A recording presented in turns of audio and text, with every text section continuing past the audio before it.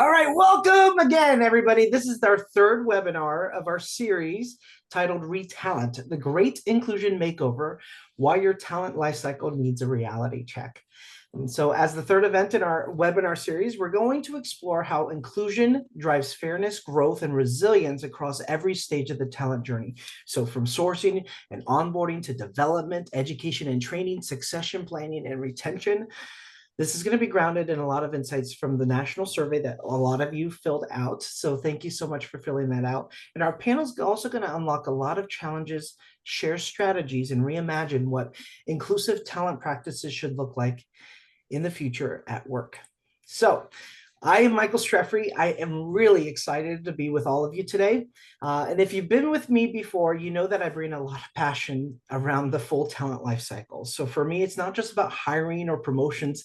It's about creating an employee experience that feels very intentional, absolutely inclusive, and connected at every stage. So throughout my career, leading DEI and employee engagement strategies at a lot of companies at Realtor.com, Ubisoft, Elevance Health, and Sutter Health, and more, I've seen the power of data-driven employee engagement surveys to give employees a voice, succession planning that builds future-ready leadership, inclusive sourcing and recruiting that widens the talent pipeline. I actually have 86 areas of how I review sourcing, recruiting, hiring to be inclusive, fair, and accessible, and performance management that helps people grow and thrive. So what I've learned is that when you integrate all of these pieces together, you don't just build stronger HR programs, you begin to unlock a culture where employees honestly feel seen, valued, and supported. And that's really where organizations perform at their best. So today, we want to encourage all of you to please bring your perspective into the chat, challenge assumptions, and share your own experiences. This conversation is going to be richer because of all the voices in the virtual room. And as always, if you'd like to continue the conversation after today's session, my LinkedIn, my friend Brian is going to throw that in the chat. I'd love to connect with all of you. Do note, I have some exciting news. We are foster parents in our family, and we have a new baby coming tomorrow. So super excited, a little emotional. So it may be a moment until I'm able to network with you. If you reach out, please be patient. Thank you. So today's event is brought to you by the DEI Professionals and Transition Support Group. We are a peer-led network of experienced leaders in diversity, equity, inclusion, social impact, corporate social responsibility, and other people-centered roles like ESG. And so I originally created this group because there was way too much competition in diversity, equity, inclusion. Really, we want to create a space where all ships rise and where we can come together. So as many members who are not leaders in DEI social impact, we gladly welcome business leaders, HR leaders, and talent leaders who believe there's a place for our work in the workplace. Also, we want to thank allies who have shared jobs with us, helped us prepare for interviews, and to improve our LinkedIn profiles. And finally, want to also make sure that this is a safe space where people aren't going to sell us services. So we're asking vendors not to join if your whole goal is to sell us stuff.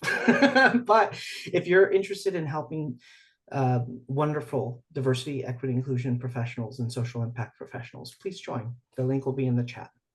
So one thing that sets this webinar apart is if you've been in any webinars in the past year, they're usually led by marketing and sales teams trying to sell you stuff. And we've been to way too many of those. Our event today is it's made up of our support group members. And we're doing this because we care and we have a voice and we have important things that people need to hear. And so diversity, equity, inclusion is not dead in 2025. And throughout this whole month on Thursdays at noon, we've been bringing together these wonderful professionals for a powerful 4-part series designed to spark honest conversations and best practices with our audience, with you today.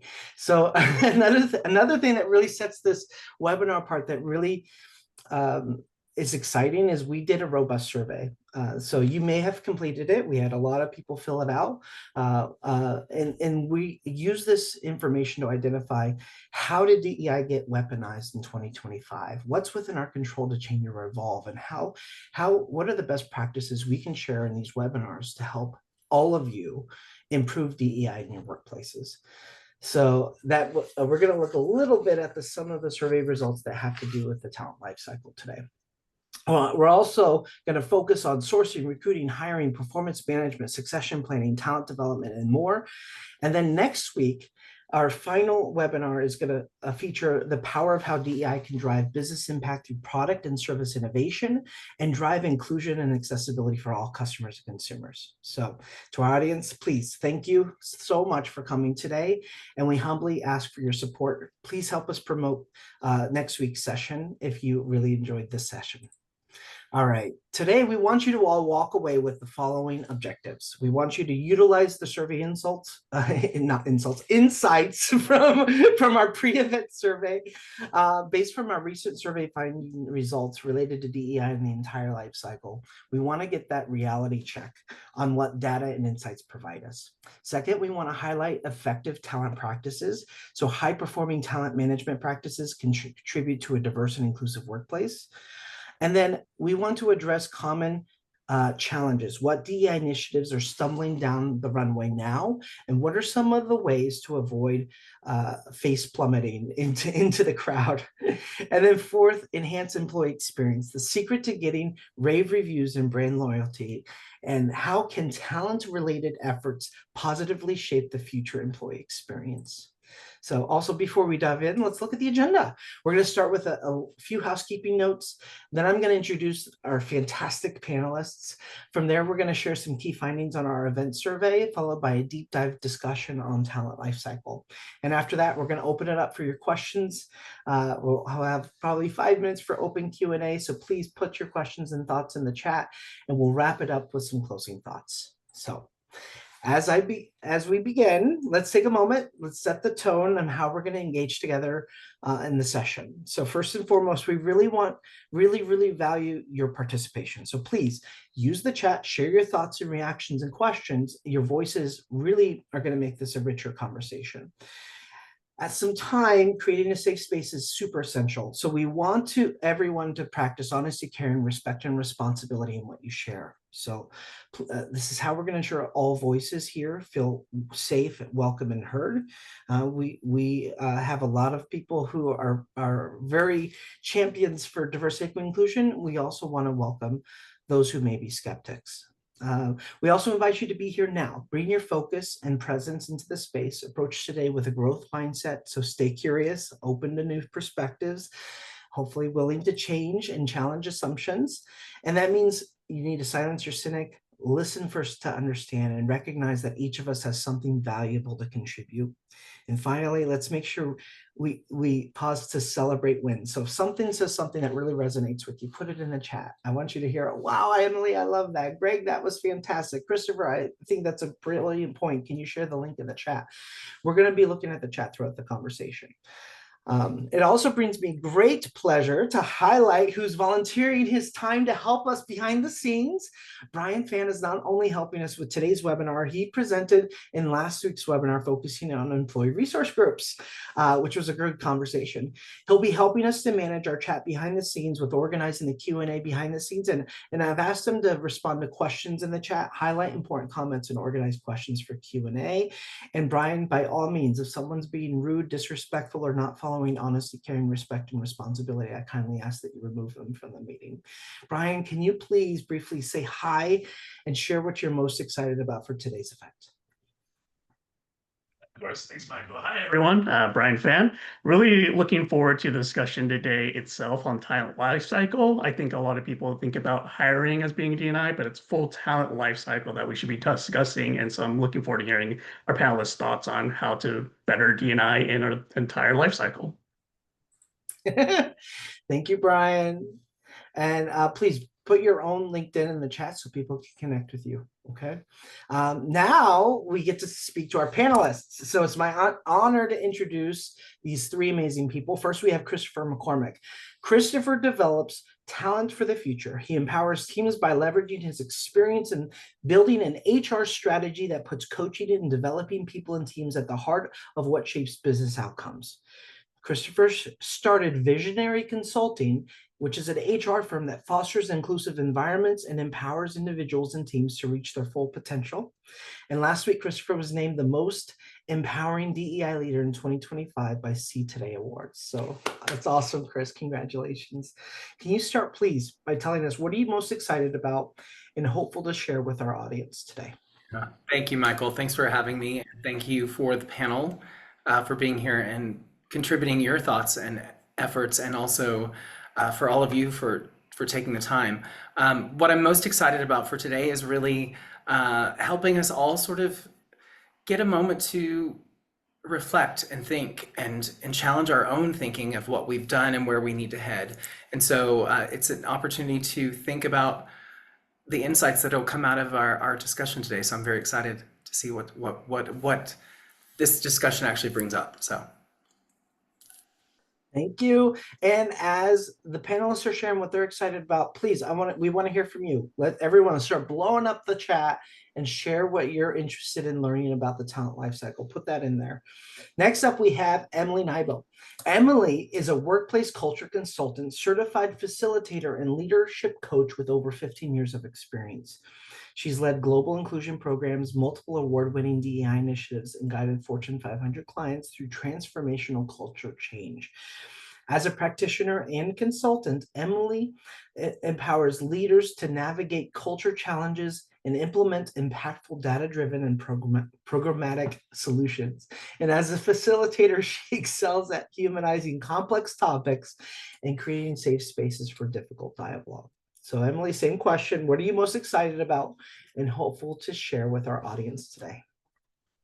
First of all, I'm excited to be here. I'm excited to engage with these two other brilliant panelists and share if any of my expertise is useful as we are all engaging and navigating through how we show up as DEI and culture practitioners in this time. I'm excited to share, but also excited to engage and learn. Thank you. Thank you. And please, audience, start blowing up that chat. Share what you want to get out of today so the panelists can see it. And last but never least, we have the fantastic Greg DeShields. Greg is a nonprofit visionary, more than 20 years of experience advancing inclusive workforce development, strategic partnerships, and culture transformation across industries like tourism and hospitality. He's a certified diversity executive, certified hospitality educator, and licensed Diamond Inclusiveness Assessment provider. And his leadership has shaped national initiatives that build community and drive economic empowerment. Greg serves on multiple boards, including the Greater Philadelphia Film Office. And you're going to have to help me here, Greg. How do I say this? Cheney University? Cheney University. All right. HRTM program, where he advocates for inclusive business practices and underrepresented entrepreneurs. A frequent speaker and thought leader, Greg continues to unite business leaders, policymakers, and communities to fuel sustainable growth. So Greg, tell us, what are you most excited about to share with our audience? Well, Michael, thank you so much for letting me be a part of this, and to be able to collaborate with Chris as well as Emily and Brian has been a true joy during the course of this week. I should also point out that Cheney University is the first HBCU, but there are other people like Lincoln University who might have an issue with that, but we'll let that go. For me, though, I'm truly excited to be a part of this conversation because it really goes beyond the performative DEI perspective. It really allows for us to get into the real mechanics of how inclusion can help shape every aspect or every stage of the talent life cycle. So thank you. Thank you.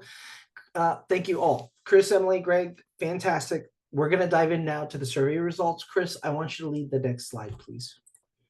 You bet. So first of all, thank you again for your time and for being here. And for any of you who completed the survey, thank you for doing that. What we did was we took a moment in last month, we sent out a survey to prep us and prime us for all of the events that are happening throughout September to really help us understand what are your thoughts, where's your thinking, what are the mistakes or challenges or opportunities that we all have as DEI professionals, or the efforts that DEI have helped shape over the past few years, and also where do we need to be thinking about it for the future? What are the discussions we need to be having that help us think about how do we balance the ideas more? How do we think about things differently? How do we We were prepping earlier this week. How do we stop doing things that we think are sexy and actually do things that are simple, that make sense? Emily made that point the other day, so thank you, Emily. It just really resonated with me. How do we think about making sure that we're doing the most important things and prioritizing in the right ways? So thank you for your feedback. If you did complete it, if you didn't, it is part of what has shaped the conversation for today. We'll start to unpack the pieces of what came up for this particular session. And so as we move through today, we'll definitely we'll highlight it, we'll step into what that looks like, but we'll also be providing perspective and shaping the questions that came from the survey into the conversation and dialogue. So with that, we'll start to unpack what actually showed up in the survey. So I'll hand it over to Emily. Thank you. So to ground our conversation, let's start with one of the first key questions that we asked. And that question was, what do you believe are the main reasons DEI programs have not been impactful in the areas of inclusive sourcing, recruiting, and hiring diverse talent? This was a multi-choice question, and respondents could select up to 3 answers. The top 5 themes emerged. 1, unconscious bias is influencing screening in the selection process, with 54.2% responding with that. The second most common response was there's a lack of accountability of metrics when setting diverse hiring goals. 45 said that. For our third, 32% of respondents said that talent acquisition teams are lacking diversity or DEI expertise. The fourth most common answer was that hiring managers are not supportive of DEI. Over 1 in 4 said that. And at 22%, our fifth most common emerged trend was that limited calibration or consistency across teams and departments and how they're doing hiring. These findings really highlight that there are both systemic and cultural barriers that continue to shape our hiring processes in many of our companies. And from bias to accountability gaps, these uneven practices across organizations are still coming up. So with the context in the area of talent acquisition, I'm going to pass it off to Greg to walk us through the next area in the next slide. So for the portion of the survey that I was focused on, the question was really centered upon, what do you believe are the main reasons DEI has not succeeded in improving talent development and education training? So respondents were able to select up to 3 different answers. And the top 5 responses we saw are as follows. So DEI training seems as a checkbox rather than an ongoing learning, and that came in at about 60.4%. Lack of clear DEI metrics tied to talent development outcomes, and that was at about 44.2%. Coaching and sponsorship for underrepresented employees is inadequate, and that came in at about 27.3%. Lack of cross-functional collaboration in DEI initiatives came in at 27.3%, and insufficient budget or resources to support DEI-focused development came in at 24.7%. So what's really interesting is that over the past week, these rankings have really shifted, with talent acquisition teams lacking diversity or DEI expertise, and some dropping out of the top 5 and being replaced with some other insufficient resources. The shift really underscores the fact of how dynamic and how evolving these particular changes are. And we hope as we continue to have discussions like this, we can create a more stable or more consistent way of how we approach this. Chris, I'll hand it over to you. Thank you, Greg. And one thing I'll say as we move to the next slide, the survey is still open. So if you'd like to participate and give us additional feedback, we'll take that into our conversation for next week. So we are open to hearing more information and taking that in. And we want to hear from you. Again, the survey is anonymous. Only Michael sees the information at the aggregate level and shares with us as the panelists. So please feel free, if you haven't taken the survey, bring your thoughts and opinions and ideas into the mix. This question is really, what do you believe are the main reasons DEI has not succeeded in improving succession planning? And again, similar to the others, top 3 answers on the board, if you will. You were able to select up to 3, and some of the ones that really highlighted, almost at 60% was the lack of transparency in succession planning decisions.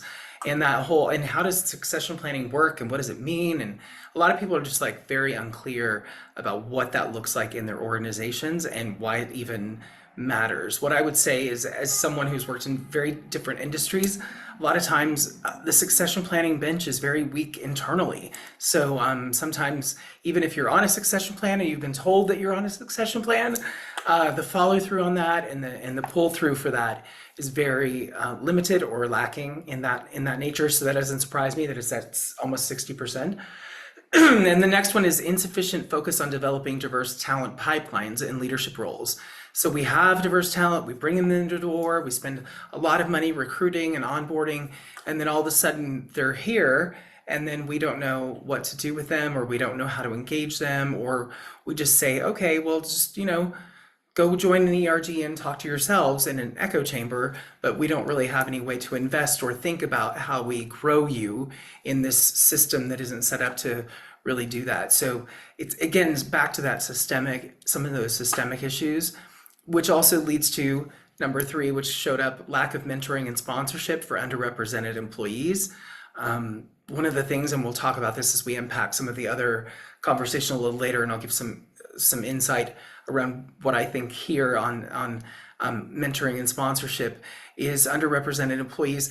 We also think that we have to have matches for, if you're a person of color, you need to have a mentor or a sponsor who's a person of color, or so on and so forth. So we get really narrow in our thinking around mentorship and sponsorship, which I think is what gets in the way and limits us as we think about how organizations grow and develop and really nurture that kind of talent and our kind of talent that we want to have diverse thoughts and thinking. So we'll get into more of that. We'll unpack that a little bit later. Somebody just did something with Jimi Hendrix, which I'm really cool. Overcomes the power of the world we know is peace. I'm with you there. So there we go. And we'll move into our next session. I think, Emily, do you have the next one? I think so. Yeah, I've got the last one. Thanks, Chris. So for our final survey question, what do you believe are the main reasons DEI has not succeeded in improving performance management? Again, respondents could select up to 3 questions. The top 3 answers, or the top 4, because we had the bottom 2 were tied, where there's a lack of accountability for consequences for biased performance reviews. Second was managers lack training to assess performance through an equity lens. 3, and then the 2 that were tied for third that came up, where there was a lack of inclusion of diverse perspectives in goal setting and review. So again, throughout the entire system of performance management, where we're seeing problems, not applying a DEI lens. And we'll talk more about that in our discussion in a bit. And the last thing that participants said was there's no clear DEI related criteria when looking at performance evaluations. Now, this one is something that's tricky, especially with some of the recent executive orders. Putting DEI related criteria, there's some interesting workarounds. There are things that we can still do as talent professionals, but there are some things that we may not be able to do based on your organization. So if that is of interest, feel free to drop them in the chat. We won't go off on any tangents that aren't applicable, but let us know what matters most to you. So with that, we have reviewed the survey. And Michael, I'll give it back to you. Sorry, didn't mean to snort there. But yeah, this is a live survey. So the results are changing and updating even on our slides. So you're going to see that even what we listed on the right and the type might not necessarily match exactly, because it's changing every day, which is really, really cool. I'm going to go ahead and stop sharing the slides. I want to bring us up in Brady Bunch mode real quick. And I want to thank you all, please, for walking us through the survey. So first discussion question, based from what was shared about the talent lifecycle within our survey, what really stood out to you? What do you agree with? What do you disagree with? What would you like to share? Greg, will you please kick us off? Sure. And, in starting, I would say what really stood out to me is the approach and the emphasis around sourcing as well as recruiting. And that's something I think we've really tried to do. And maybe we've never done it as well as we could or as effectively as we should. And that's where I think we should continue to move in a more positive direction. But I did also want to do a little bit of level set because I think for everybody who's in the audience, there are some things that maybe we should put into play as we start the conversation so that we've really gotten a real good sense of where we are today. So we all know that the current job market is challenging. Many Americans are feeling the impact. And according to one of the latest studies that came out from LinkedIn around workforce confidence, clearly there is a big concern that is being displaced by individuals as they seek employment. Even professionals who are not even currently looking for jobs are having a lesser degree of confidence than they did during perhaps even the pandemic or even during other economic downturns. But we're also managing the process that historically, unemployment rates will rise when there is economic downturn and economic uncertainty. And that was in the 1980s, the 1990s, and 2000s. So today we know that unemployment sits at about 4.2, and many of you know that that number changes almost daily, and that we are looking at about 7.2 million Americans who are out of work. And specifically, the unemployment for African Americans have spiked at 7.5%, which often is seen as an indicator of a broader economic weakness that we are facing. We also know that the workforce has challenges because there are returning boomers into the workplace that we had all anticipated perhaps would have enjoyed their retirement, but because of some of the economic conditions, it makes it difficult. And that also is compromised by the fact that we have Gen Z, millennials, who are the largest part of the workforce, who are really significantly impacted whenever we see a downturn. Just a couple of other thoughts. Despite all of this, there are no laws that have been established for the private sector as it relates to DEI. So it's important to understand that if organizations have some kind of apprehension about it, it's mainly based upon their choice, but not something that they have been obligated to perform. So companies really need to continue to focus on the value of enhancing their culture, broadening their candidate pool, as well as looking at any sorts of biases that they may have in order to build a more aggressive and a more vibrant environment for workers today. Just to add that, one other item, we all know that artificial intelligence has now played a part into this as well. So there are a lot of moving parts that are relevant to our conversation today, but I wanted to share those because I'm sure many of you may know that those are already engaged in some of your concerns. Thank you. Thank you. And I see, I'm looking at the chat. Thanks for everyone who's sharing in the chat as well. I think these are some great questions. We're going to push to Q&A. So please keep them coming. Emily, your thoughts on the survey? Yeah, one of the things that stood out to me the most is I think a lot of the respondents where their company is focusing with their strategy and maybe what is the biggest pain point it was kind of seen. I also think that the accessibility and the use of data is fairly inconsistent still across many organizations. So I think that's still a pain point that we run into. And in the absence of clear data, it's sometimes hard to prove ROI as DEI is coming under, I don't like the word attack, it's trying to use nonviolent language, but as DEI comes under attack or whatnot, I think being able to get scrappy with data is going to be critical going forward if you don't have formal data, and using data to inform decisions is something that I think came up a lot and something that I think all of us as panelists kind of anticipated because it's going to be critical as we move forward. I do think that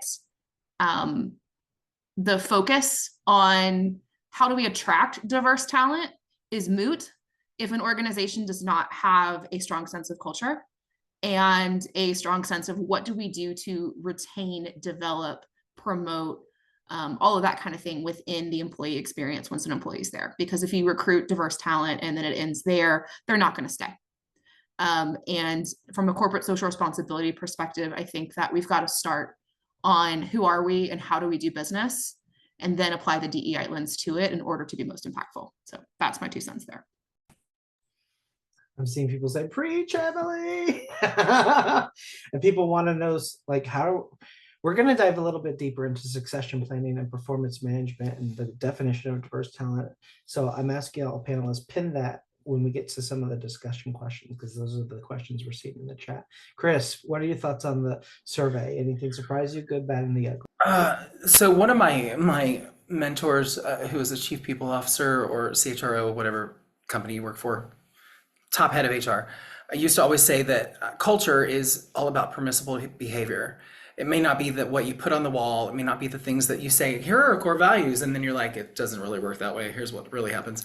And they're usually pointing to the negative of things. So the permissible behavior, oh, I'm not gonna do a one-on-one with all my employees.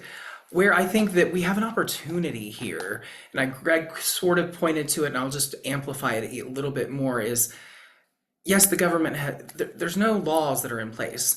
Yes, they've put out executive orders, or yes, there are certain things that if you have government contracts, but here's an opportunity for us to really, as DEI professionals or advocates or champions for DEI, we have the opportunity to still, it's permissible behavior to set up things in the background that we don't talk about and necessarily post on our website that we're doing, but we're still doing it because it's the right thing to do. We're going to treat people with dignity, respect. We're going to treat people with value. We're going to listen to their concerns. We're going to have empathy for people and what they're dealing with. We're going to do those things no matter what the government is saying, no matter what executive orders you bring. You can't measure it because we're not talking about it. So we can do those things behind the scenes and be, whatever we need to do.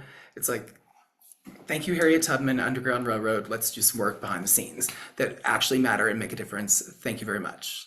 I'll get off my soapbox now. No, please. We love soapboxes. We want to see the energy. My 4 cents on instead of 2 cents on the survey results. So for the first question, why didn't exceed improving talent development, education, training? The number one response was checkbox rather than ongoing learning. We know that, but there was but the second response was clear DEI metrics tied to talent development outcomes, which was also one of the top responses for inclusive sourcing, recruiting, and hiring. And I think that tells us that DEI professionals really need to lean into the skills of data and analytics and dashboard systems. If you're going to, so for our DEI professionals in here, really, I would recommend that you look into flexing those skills and amplifying and growing those skills, if that's a collective gap that we're looking into. The other thing that I think stood out is for succession planning, the number one answer, lack of transparency in succession planning decisions. And with that one, I've been doing this work for over 20 years for a lot of different companies directly and actually as consulting as well. And I've worked with some major companies. I was shocked to hear them say, "What's succession planning?" Like their head of talent development would say, "What? No, we don't have that. What is it?" And I'm like, "Oh my gosh, you're leading the program." So I'm excited. Hopefully, when we get into that part later, we can talk more about how we can apply the DEI lens to succession planning. And then also the fourth question was, what do you believe are the main reasons DEI has not succeeded in improving performance management? Lack of accountability and consequences for biased performance reviews. And so here we set up all this pomp and circumstance and we try to train people. But then I think what you shared with the group, Christopher, really resonates is like, there's what we put on paper, there's what we say in town hall meetings, and then there's what we actually do with our behaviors, where our words don't match our actions.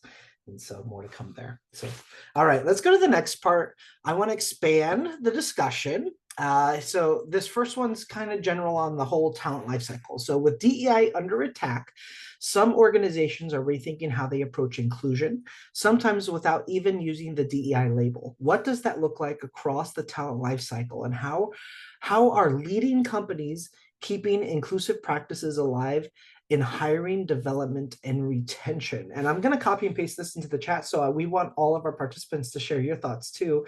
Emily, you're going to kick us off. Hey, yeah. So what does this look like? What I'm seeing, what I'm hearing with some of my clients and a lot of the peers that, we're benchmarking with, I'm going to play the data card. A lot of companies are starting to really practice across the entire talent lifecycle. Who are we recruiting? Who are we promoting? Who are we, who are we moving up and through? Who is placed on succession lists? Who's being invested in? Who's a hypo, right? I say that because without data, we can't prove anything.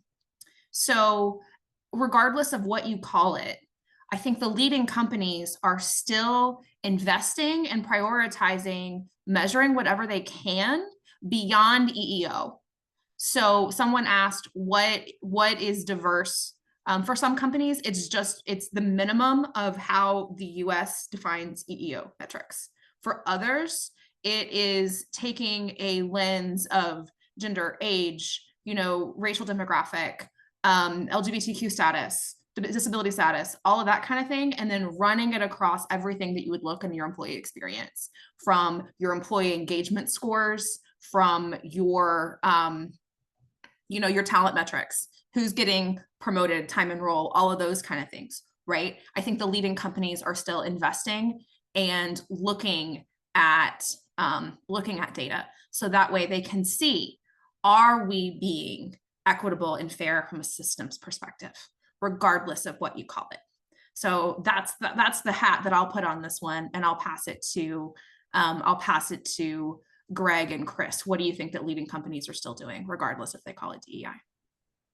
Well, the first thing I would say is for many companies, they did not begin doing any of the DEI work as a result of what took place in 2020. Many organizations had very successful programs and initiatives that helped to ensure great career opportunities for a variety of different individuals. And I think as we saw the integration of DEI within business, it was a great enhancement to the work that people were already doing. And it also was able to be connected to perhaps a broader network of organizations that was developing even enhanced best practices, and were able to show more business outcomes that were associated with it, and were able to develop networks that could share best practices and experiences.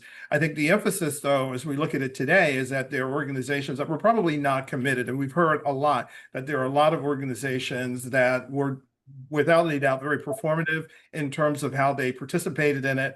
And whether it's a matter of what words they use or what advertising campaign, they weren't really in it. And as a result, this particular attack offers them the exit ramp.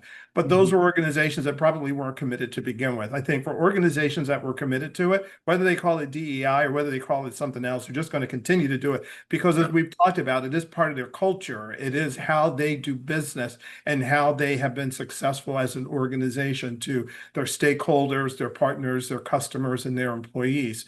So I think that it separates those who are really in this to provide a positive impact to their organization from those who don't. And what it evolves to, that those who have always done it will probably continue to evolve along with it.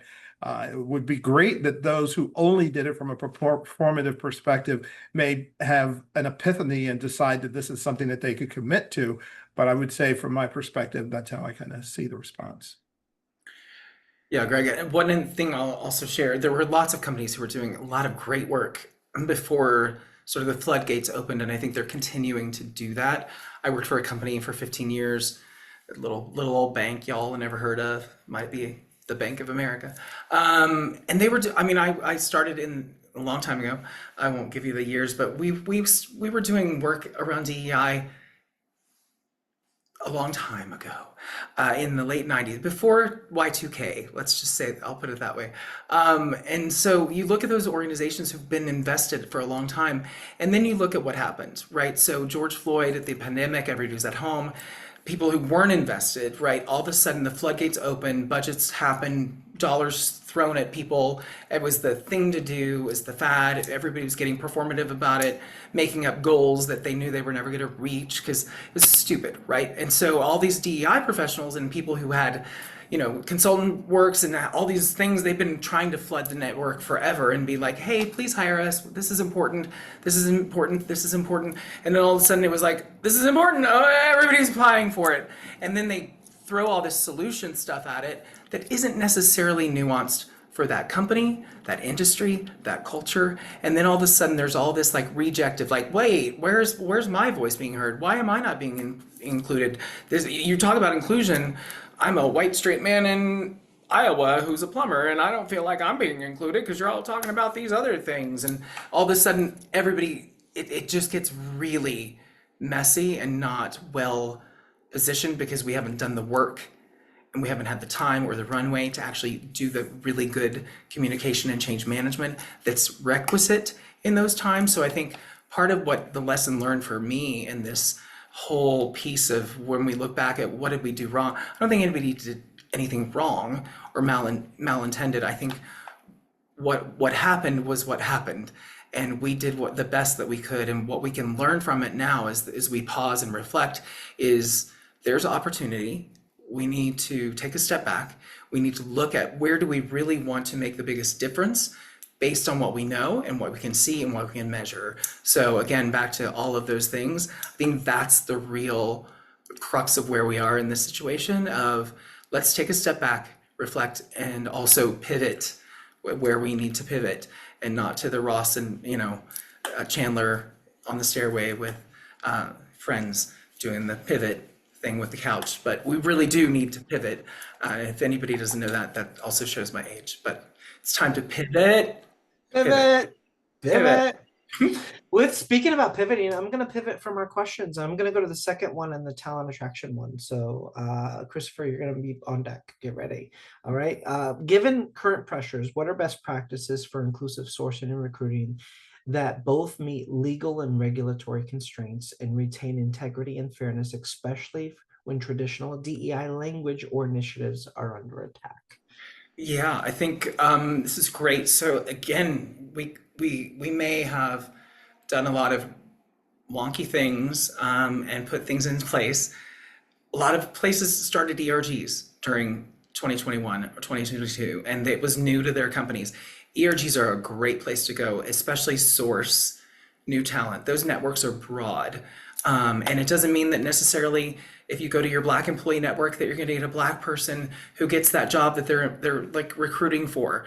But that means that they're connected to that person, and chances are that they're asking that person to come apply for a job because they're an advocate and they're an ally to the Black community. So you're going to get at least somebody in the door who understands and is going to be more empathetic and have at least some level set of what it looks like to be inclusive for that community or for that voice that's being underrepresented. It means leveraging your ERGs is I think the perfect way to continue to have a diverse pipeline and diverse talent pool, whether or not it looks like what you think that ERG might be referring to your network. It is someone that they know in their network that they trust, that meets the job specifications, whether it's about diversity or not or whatever. They meet that they want to have them included in their employee network. They want to have them come work for the company. They have the skills, they have all the things that they need to have, and they know that underneath they're an ally and that they will amplify all of the work that this all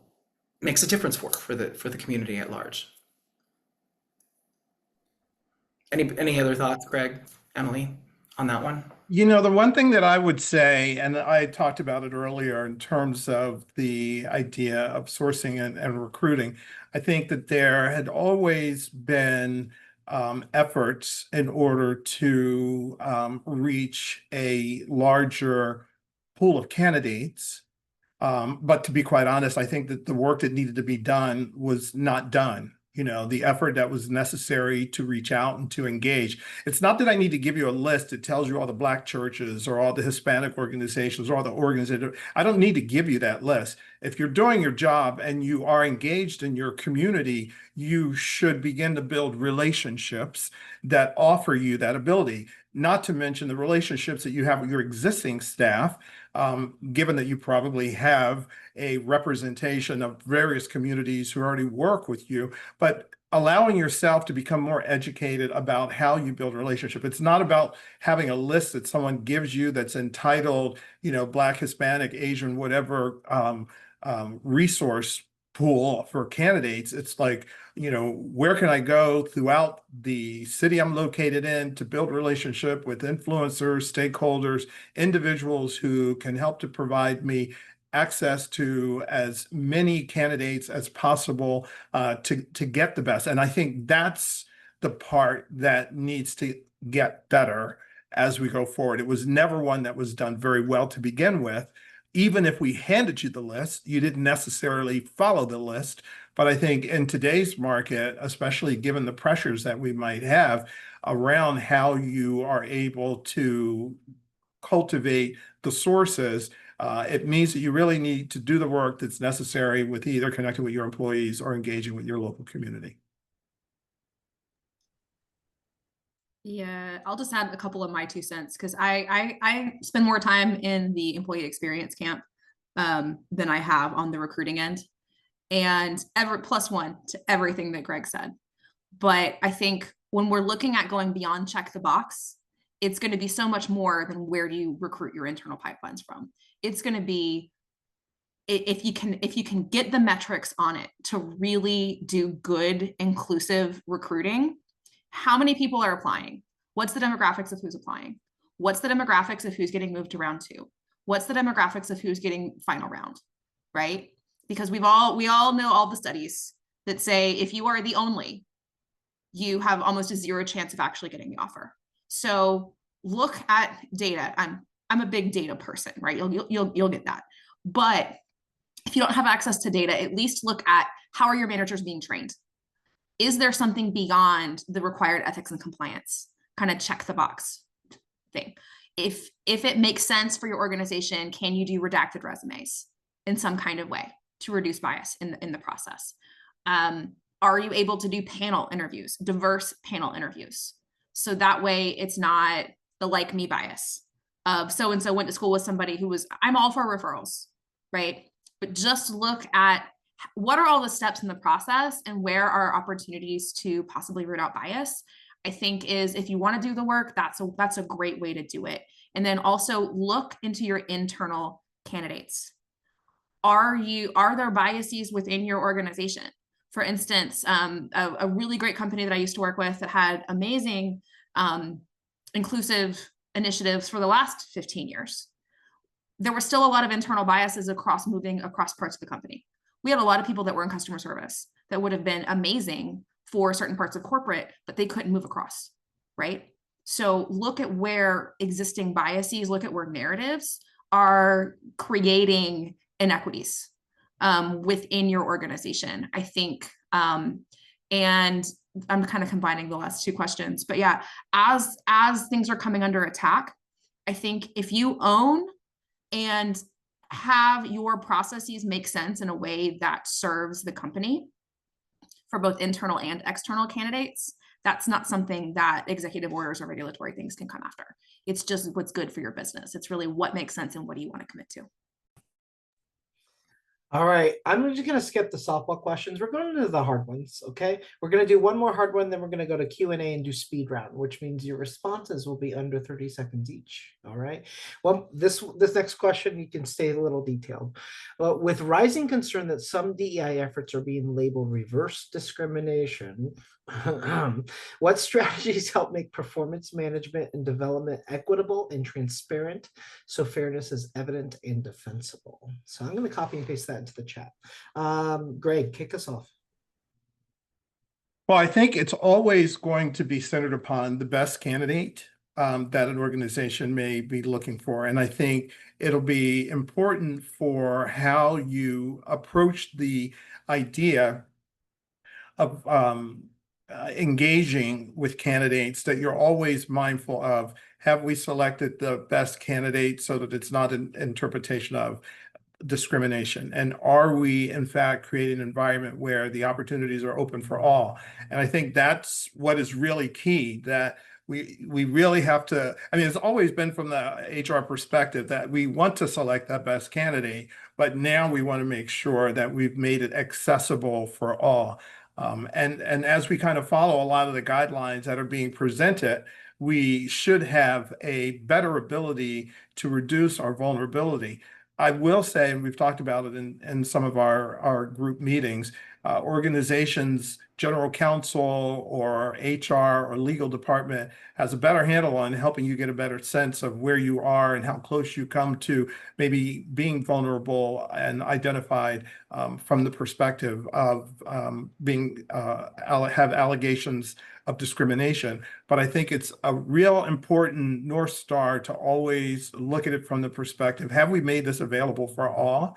And are we in fact looking for the ultimate best candidate? Yeah, I'll just quickly add from a performance management, not necessarily talent acquisition lens, from a performance management perspective, I think it's about having meaningful conversations. We have 5 generations in the workforce today. They all work differently. They all have different wants or needs individually and as a collective team. So you as a leader, or you as a people leader, or you as whatever your role is to start to understand what do people want, have meaningful conversations, find out what's driving Emily. Does she want to have a bi-weekly one-on-one? Does she need a one-on-one every week? Does Greg need one every month? We should have quarterly performance conversations because everybody needs to be in that loop or have that dialogue. But what works for people? What do they want or need? And unless we're actually getting to know people and nuancing whatever process we've been deemed to get, we also need to go, that's a nice suggestion. Now let's make it real for the people that actually work for me and what do they really need or want, and making that true to, so it's not about reverse discrimination. It's about getting to know your people, taking the time to invest in them, understanding where they are, what they want, who they are. Thinking everybody wants to be a manager is really silly. Thinking someone who just got pregnant isn't going to want to take on a thing because now they're going to be a parent. And like, don't make up shit. Don't make shit up for people. Ask them, learn from them, find out what they really want in their career and their goals and their perspectives. As leaders, it's our opportunity and our job, and as organizations, it's our job. If we really want to take care of people and really create inclusion, it's about understanding, it's about asking, it's about being curious versus thinking we know the answer and making it up if we don't know the answer. So be willing to be curious versus being right or thinking you know. I'm going to throw this out there from a perspective of if you work for a smaller organization. First of all, in the absence of information, people make shit up. Brene Brown says that clarity is kindness. So from a performance management perspective, are you even communicating how the process happens? How are you supporting your managers? My platitude is always going to be simple is effective, don't be sexy. If you have a really complicated system, but nobody uses it, inequity is going to happen, right? Mm-hmm. You're going to have managers that are good managers that want to engage. So how are you supporting your systems, period? Do people know how they're promoted? Because if criteria and conversations and the system, people don't understand how to navigate it, they're going to look at the women, the people of color that are getting promoted, and they're going to say, oh, we're only promoting Black people, or oh, we're only doing, there's very, very limited instances in which that happens. And that's the primary narrative that a lot of people are jumping into. So in the absence of clear information and communication on how internal HR processes work, because many of us on the call probably know that HR is the thing that everybody has an opinion on, but thinks they're overqualified for, and the people in HR know nothing, right? So I say that if that's the culture that you've been in as a practitioner, it's just rough to go against. But yeah, do you have a process? Is it simple? Is it clearly communicated? And do people know what they need to get to the next level? Are they getting good feedback, right? Because in a lot of companies, performance management is just not done in a way from a practice perspective across the board that's equitable. So that's where we open ourselves up to these not helpful narratives. We're going to go to open Q&A fire rapid round because I really want to respect the audience who took their time to be with us today. So we're going to answer some of your questions. I'm going to ask the panelists. Not everybody needs to respond to everyone, maybe 1 or 2 people. But if you feel adamant, it's going to be first come, first serve. So if you want to answer the question, you better hop on in, Christopher, Greg, or Emily. All right, first question. This is coming from Chad. For clarity, what does success for DEI improving succession planning look like? Same for performance management. I'm going to copy and paste that into the chat just so everyone can see it. So for clarity, what is success for DEI improving succession planning look like? Some and same for performance manager. I could probably do a whole hour presentation on each. So that's hard to do in 30 seconds or less. I think it's going to come back to communication and standardization of processes and creating, there are certain things with succession planning that can never be fully transparent, right? But by demystifying it and communicating some things from a process perspective, that's the first step for most of the clients and companies that I've worked for. Yeah. I mean, I would just add, I think from a strategic perspective, you need to look at it in terms of establishing some sort of metric that you'll be held accountable for.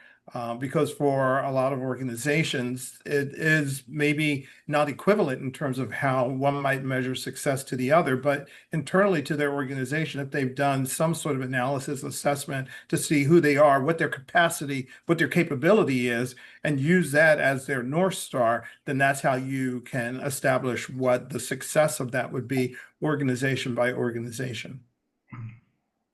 Yeah. I'm going to jump to the next one. Raphael, what is your definition of diverse talent? What is your definition of diverse talent? Wow. My definition is probably very different from what a lot of companies do. So it depends on the company. My definition is diverse talent is all of it: gender, sexual orientation, disability, veteran status, male, female, non-binary, all of it, generational, language differences. So like my version of that is going to be very distinct for my experience. The company that I work for, I'm going to need to ask that question. What is your definition of diverse talent? What do you say? What do you mean when you do that? I think part of the, again, going back to kind of an earlier comment with the DEI piece, where DEI became a shortcut. Companies didn't understand. They just said, oh, well, you're doing DEI. We invested money. We invested dollars. Look, we performed it, did it. But they don't really know how to articulate what it means for them. And I think that's part of the problem. And if we could actually have them articulate what that means for them, then we start to move the dial and we can start to measure, what does that look like? I'm going to answer this one too, and then prime you. There's the next question, Chris. Get on deck. I threw it into the chat, but I go back to the DEI wheel. It's like we have 3 dimensions of DEI. We have core dimensions, secondary dimensions, and organizational dimensions. And core dimensions are virtually hard or virtually impossible to change, and we get to organizational dimensions where there's a higher amount of ability to affect or change or select what that is. But companies tend to only lean on the same old tried and true measurements of diversity. And I think there's opportunity for innovation on how we drive inclusion and belonging by expanding, again, what our definition of how we're going to review diversity and diverse talent within organizations. And I think that's one of the mistakes that we have to look in the mirror on. It's like, where did, and I'm not saying all programs are the same, but I've seen some really good DEI programs, and I've seen some really not so good DEI programs that have ostracized and not drove inclusion based off of their program. It was very isolating. And I think those things and those bad experiences might have contributed to how people view DEI today. So how do we look in the mirror? What do we need to do different? Chris, you're on deck. Do you feel that sometimes the head of HR prohibits the process of DEI work? Sometimes, and they should not be in that role. That's my short answer. And I know we're at time. So again, thank you all for being here. And I don't have the say to fire those people that are in those roles or doing those things, but they should not be in that role. Frankly, sorry. I think with that said, I'll stop. Sorry, Peho and Pamela, we didn't get to some of your questions. If you want, we'll bring it to our diversity professionals and transition support group meeting, which I think would be wonderful. And so if any of you want to join, I'm going to go ahead and pull the screen up so we can screen share real quick. And then please join the DEI Professional Support Group. If you like this conversation, you want to keep it going, we'd love to have you. It's a very collaborative, safe space for us to all support. Also, this has been a wonderful webinar series that we're all excited about. The final webinar is next Thursday at noon Pacific, focusing on impact. So product and services innovation and success, as well as customer and consumer inclusion and belonging and accessibility. So it's going to be a wonderful conversation. Please, please, please join us. If you have any questions, you can email myself at michaelstreffrey@gmail.com. Why do I have to read my own email? I know, michaelstreffrey@gmail.com. We're throwing it into the chat. If you have questions or want to get more involved or want to learn more, please reach on out. And we want to thank our fantastic panelists, Brian for the behind the scenes support, Christopher, Emily, and Greg. Thank you for having a wonderful, robust, and honest conversation. And thank you to all of our attendees who participated today. We know that your time is extremely important, and we want to ensure that you got out of this what you wanted to get. So please let us know the feedback, how we could do better for this and future webinars. Fill out our survey that Brian just filled it, we'll put into the chat. Thanks everyone. Have a wonderful weekend and stay stronger together. Bye-bye.